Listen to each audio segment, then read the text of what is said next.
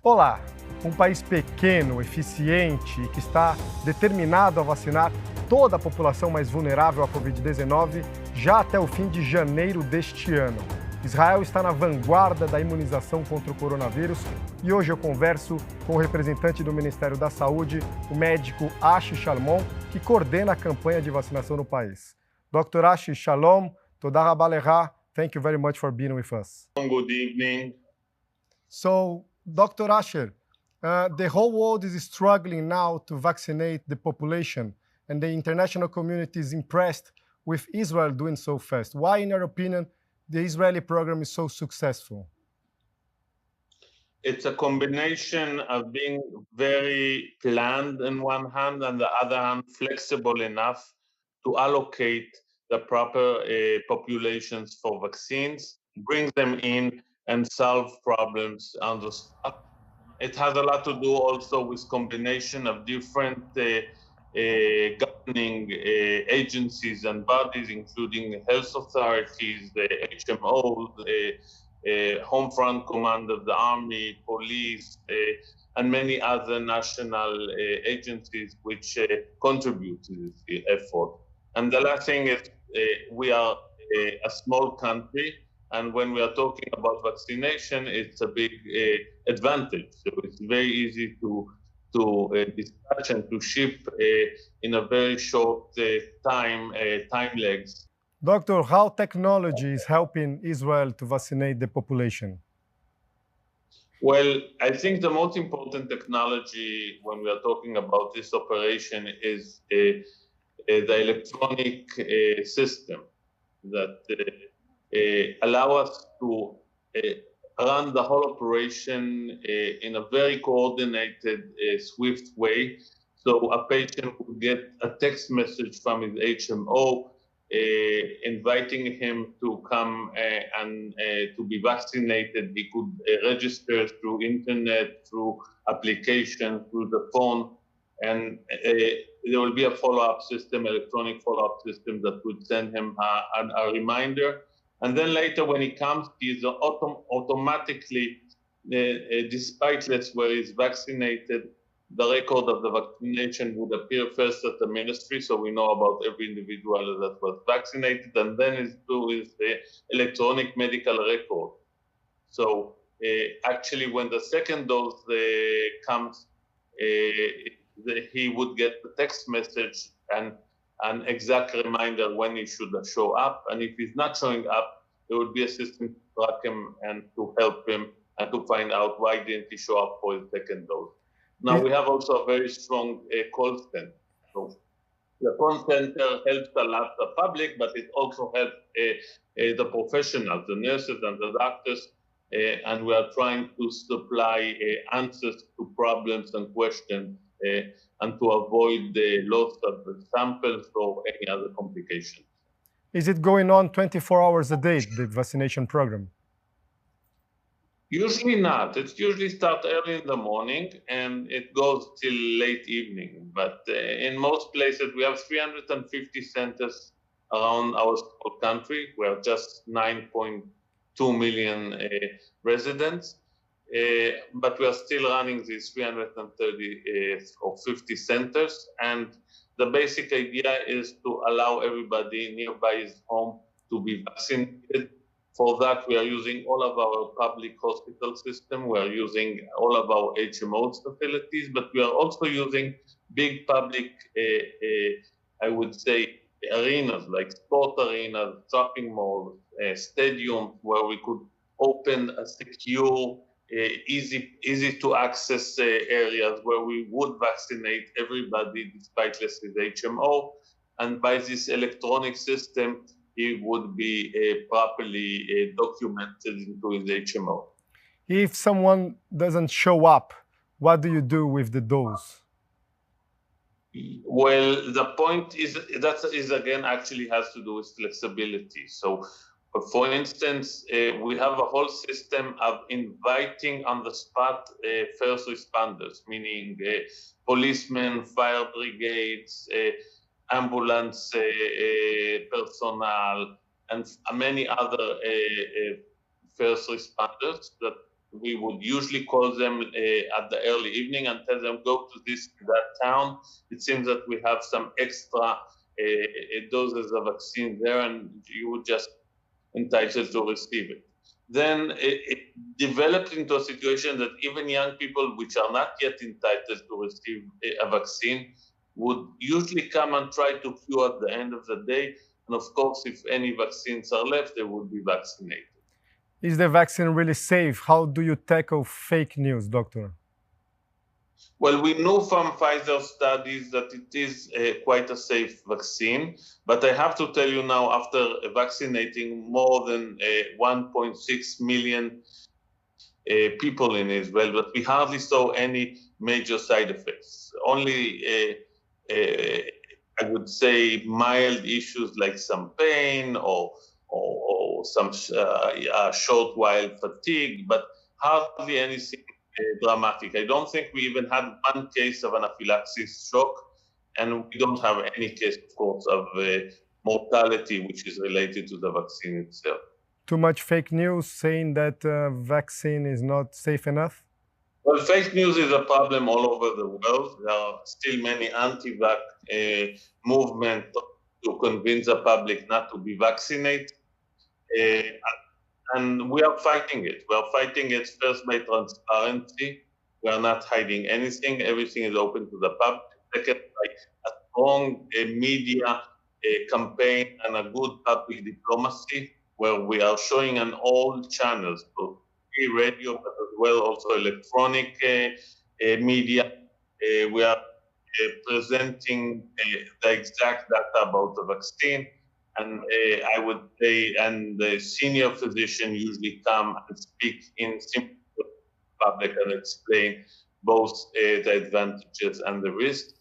And a lot of trust, I think. Now, we were expecting more hesitancy. We may see it down the road, but now as the situation is that we have more demand than supply, so psychology work, and people that understand that the limited number of vaccines rush in and come to be vaccinated. When do you believe that mainly the whole Israeli population will be vaccinated? Like when exactly do you believe that the pandemic will be controlled in Israel? We got a wonderful message tonight from the government, saying that it seems that we would get a massive amount of vaccines in the coming few weeks, and we are planning to finish vaccinating the whole population above the age of 16 until the end of March. Very ambitious plan. If we would be successful, I think we would be the first country in the world of finishing this tremendous operation in a very short period of time. Still, we have to see the supplies come in, and there will maybe other limitations or problems down the road. Of course, we don't know enough about the new mutated strains and the effect on the immunity, and we may have. So end of March, probably the pandemic will be controlled in Israel already. I hope so. It still means that we would not vaccinate more than 1 million children, and they would stay a reservoir for the virus. So in a point, I do believe that until the summer, we'll have good data about the results of vaccination in young children. And if that seems to be safe, and I do believe it's going to be safe, we would, of course, try to vaccinate the young population as well in order to eradicate as much as possible the virus out of the country. Even with the vaccine, do you believe that Israelis will have to keep measures like social distancing, or the vaccine is really the miracle against the coronavirus? No, nothing is a miracle. It's just medicine. And for the next few months, we would certainly need Israelis to keep all regulations and the rules of social distancing, using face masks. We would avoid mass gathering of people. And even although you hear about the good things, actually we are entering our third general closure, when the whole country is going now for a closure for 14 days, as numbers were quite high during the last few days, and we are trying to push them down. Unfortunately, we would see quite a lot of morbidity and I would say, sadly, also mortality in the next few weeks. In the beginning, Israel has the first wave last year, but after opening the economy and allowing more social contact, it was affected by a second wave. What could be different in your opinion? I think until the vast majority of the population be vaccinated, we would see these waves comes and goes. As we close, numbers drop down. As we open, numbers start to climb again. When schools are open, the education system is open, we do see a rapid elevation in number of new cases. There was a big debate in Israel whether children are being infected and infecting, and I could tell you certainly they do. I think the school system is maybe the major sector of spreading the disease. It's very sad to say so, and I know many people are trying to ignore or to reject this idea, but unfortunately that's what we are seeing here. And due to that, from tomorrow, the schools are going to close totally for 14 days. Is the vaccination mandatory in Israel, or anyone can choose if we get the jab or not? By the Israeli laws and many other Western democracies, you can't force somebody to receive a vaccine. But I do believe that which are vaccinated would gain a lot of advantages, not only, of course, of being healthy, but rather allowance to enter sports events, gyms, cultural event, and maybe in the future also it will be a condition of flying. So many countries, for instance, would in the future insist that if you are the foreign citizen and want to come and visit, you must show a vaccination certificate, what is called a green passport. And I do believe that would be a very strong encouragement for the public all over the world to be vaccinated. Why Palestinians from Gaza and West Bank are not being vaccinated? Do you believe that is not an Israeli responsibility? First, by the international law, it's certainly not an Israeli responsibility. That's by the Oslo agreement, it is a responsibility of the Palestinian Authority. But as we are neighbors, and it is important that our neighbors would be vaccinated, believe me, without going into details, that is a great concern, not only for them, but also for us. And I do believe that from next month, we would see massive vaccination program in the West Bank and Gaza. With Israeli help? Some of it. But, you know, I think a lot of it has to be both legally and politically led by the Palestinian.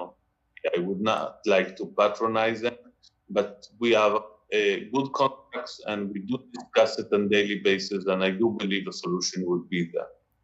After vaccinating the whole population, the Israeli population, do you believe that Israel could help other countries around the world as well? Well, it depends. As you know, Israel is developing its own vaccine. It's a viral vehicle vaccine similar to AstraZeneca or maybe to a few others. And if that would be successful, hopefully in the second half of this year, we will be able to produce a mass amount of vaccines. And maybe if at that point Israel would not necessarily need these vaccines, we'll be happy to help all around. But you know, our main concern now is how to vaccinate our own citizens. As at this point, we do not have yet enough to vaccinate all high-risk groups in Israel. So we still have a lot of work to do in home, and would have some, you know, relief. We'll be very happy to look around and to assist others. I have to say, as being in charge of international relations of the Ministry of Health, it is certainly a thing that we would like to be very much involved in. JR Mundo vai para um rápido intervalo. Já já a gente volta com o médico Asher Shalmon, representante do Ministério da Saúde de Israel, país que está na vanguarda da campanha de vacinação contra o coronavírus. Até logo.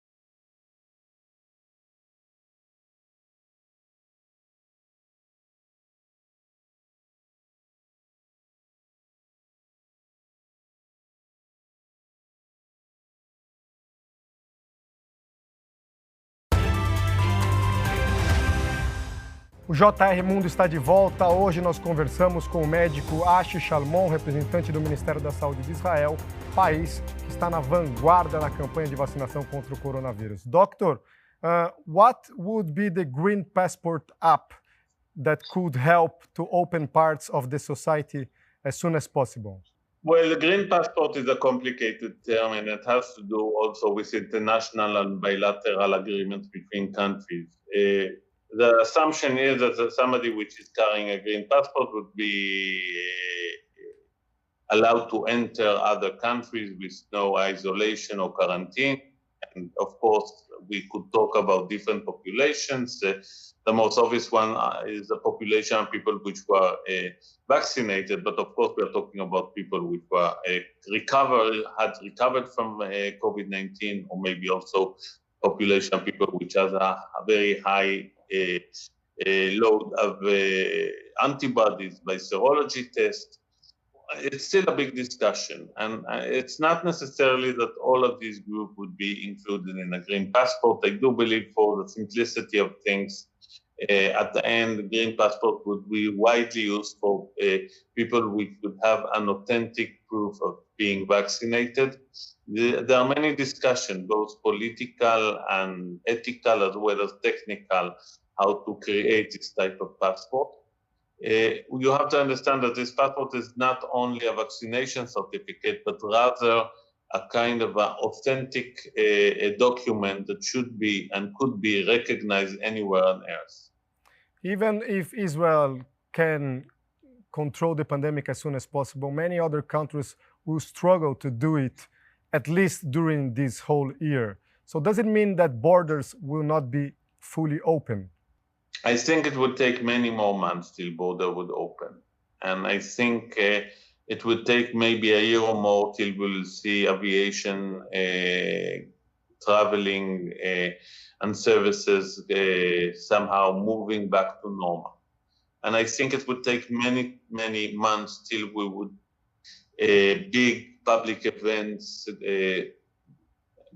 commencing back to the extent that we like, and all of us very much like football, soccer, and it would take time till we would be able to allow fans to go back to stadiums. So there's a lot to do yet, and we have to understand that vaccine doesn't give a sharp 100% protection. It's a combined effect of creating a kind of a herd immunity. There are many questions which still are open. I mean, we do not know if this vaccine would be good for life, or whether due to mutation and other reasons we would have to vaccinate every year or every second year. These questions are open questions that still should be investigated properly, and I believe we'll have more as they pass. But if being very optimistic or trying to be on my optimistic side, if everything would go I would say on the right side, maybe hopefully the beginning of 2022. What do you predict for the world in this difficult fight against coronavirus? Not only Israel, but the whole world. Well, again, there are many open questions. I do wish and want to see international joint effort to vaccinate not only the rich country, but everybody. And I really hope that the vaccine program would prove to be resilient and effective, in a sense that this pandemic would be over. We have to remember that a previous pandemic, and well, usually pandemic doesn't exist, are not existing, do not exist forever. It takes 1 or 2, usually, or maximum 3 seasons when pandemic is fading off. We could remember what had happened in 1918 and even earlier examples in history. So it's a terrible time for mankind, but I do believe that a combination of proper behavior and the vaccine program would allow us to be out in the coming year. Do you believe in other pandemic soon, or is something that we should expect for many, many years later? Well, you know, there is a very old Jewish phrase saying that from the days that the temple was turned down, prophecy is given only to foolish people. So I would not try to give a kind of a profit or an estimation. Nobody knows. It's certainly, if we are looking at the history of the world, we can expect to see new pandemias sometimes in the future. I don't know if it would happen in 20 years, 100 years, or 200 years, but certainly someday, we'd have another pandemia. And I think there are many lessons which were learned during the current pandemia. And if the world would be smart enough to figure out and to calculate both mistakes and good deeds, we could prepare the whole universe, the whole world for a much better global response, hopefully stopping the next pandemic much earlier with a much lower number of victims. Let's think 2022, 2023, we get rid of coronavirus. Does it mean that society will be back to the normal, or no more handshaking, no more hugs, no more crowds? It's a great question. So when I'm thinking about the post-corona days, first, of course, the world would have to recover. It's not only from the virus, but of course also from the economical disaster that was created, the global economical disaster, poverty, and many, many other, I think, international fractions that had been created by the pandemic. On the other hand, if we are talking about human behavior, I do believe that many things would change. For instance, many employers found out that they could get quite well with much lower number of administrative workers. That would create a situation maybe of a potential unemployment of some sectors, and would have to create new horizons in sense of employment of human. I think a lot of what was done by the electronic challenges, like us using now Team or using Zoom, it would be much more common in the future. So, if we in the past, it was very clear that we had an important meeting, it always have to be physical. Well, maybe from now ahead, we'll see more and more electronic meetings. There are advantages and disadvantages for that. I think people would be less close as they used to be. On the other hand, I do believe that if we are learning or looking into the history of pandemias, usually mankind find ways quickly how to cover and push civilization ahead. So we would see many as well developments which were related to the pandemia and would serve us all in the future.